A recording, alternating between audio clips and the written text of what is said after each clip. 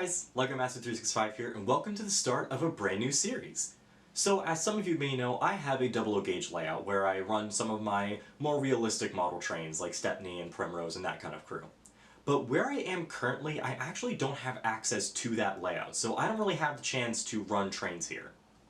Now, I could set up a loop of easy track on the floor, but there's also really not that much space even here to do that, so I just kind of accept that I can't run trains here.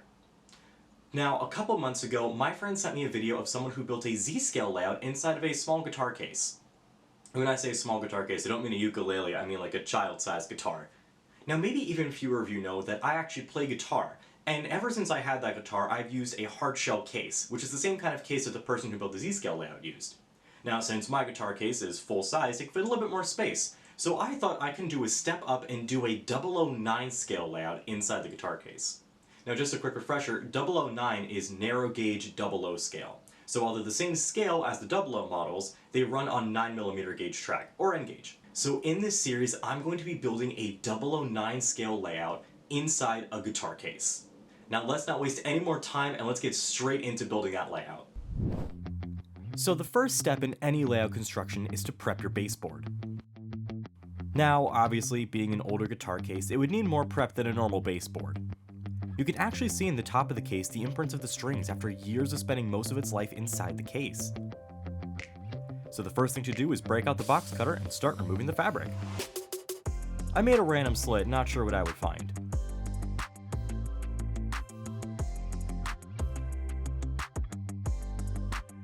It turns out the walls are lined with a single long piece of felt that was stapled and glued to the case at various points. The bottom piece was also surprisingly easy to remove.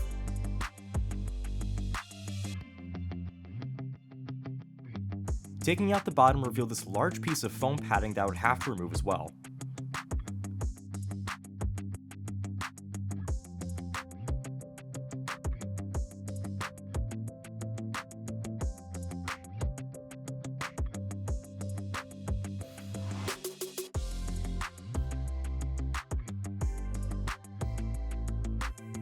I then moved on to the neck pocket, which used pieces of wood and styrofoam to support the guitar neck.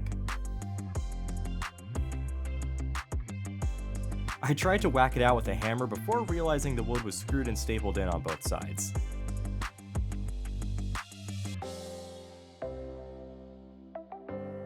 You can see it didn't escape without war damage. After removing the first piece, I had to go back to hitting the other piece with a hammer as it was fully stapled into the case.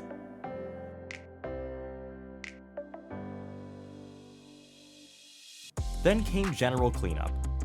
The rest of the foam was removed to the best of my ability, along with the staples sticking out the side of the case. I then went back and sanded the inside of the case. I left some of the screws in because I wasn't sure if they held the neck to the body or not.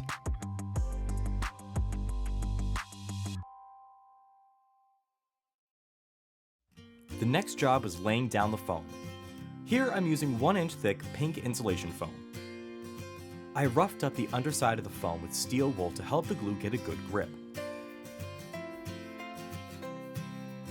The glue I'm using is just your standard Mod Podge.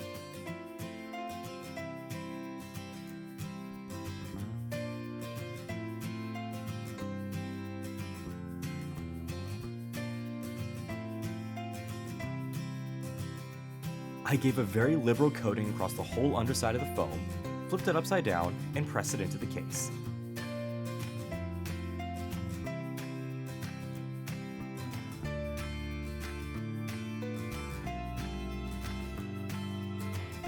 I then placed as many paint bottles on the top of it to weigh it down so it didn't move while drying.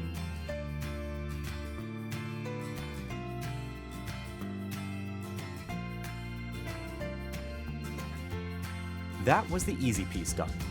From here on out, I took out my hot wire foam knife to cut the foam to the shape of the shoulders and neck of the guitar case.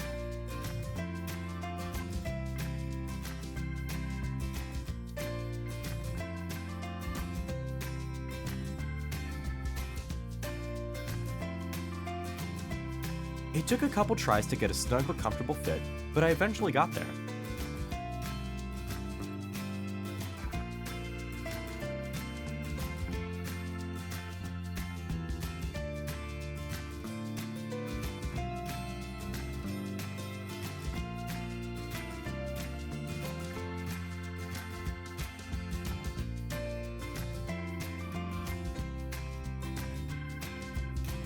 Following the same steps, I roughed up the foam with steel wool, coated it in Mod Podge, and weighted it down with paint bottles.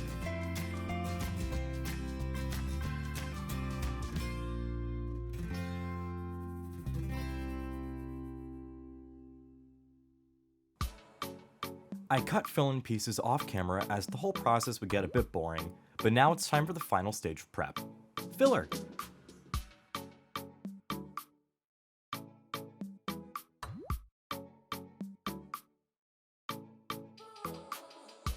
Here I'm using one strike filler to fill the gaps between the pieces of foam and the walls of the guitar case.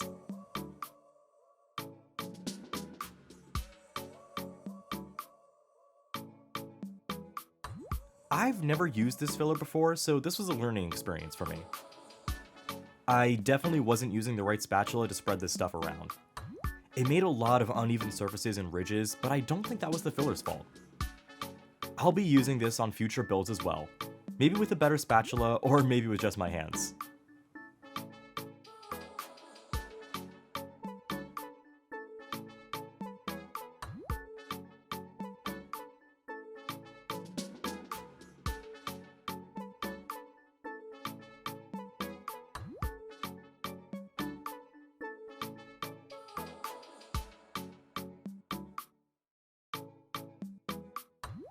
The foam did lay unevenly in some spots, so the filler did help making transitions easier on the foam, which will definitely benefit the tracks when they go down.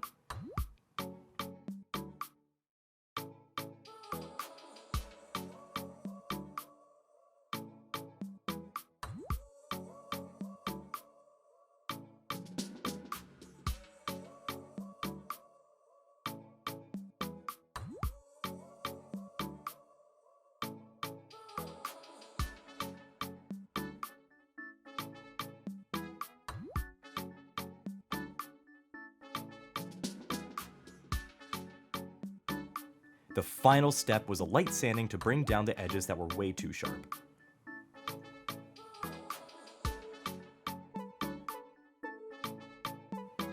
This final pass also helped to break away a lot of the loose pieces of the filler.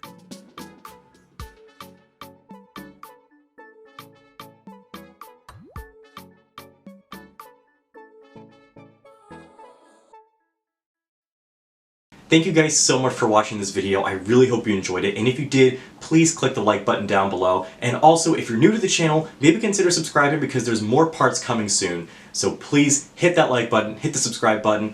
Thanks for watching, and I'll see you guys later.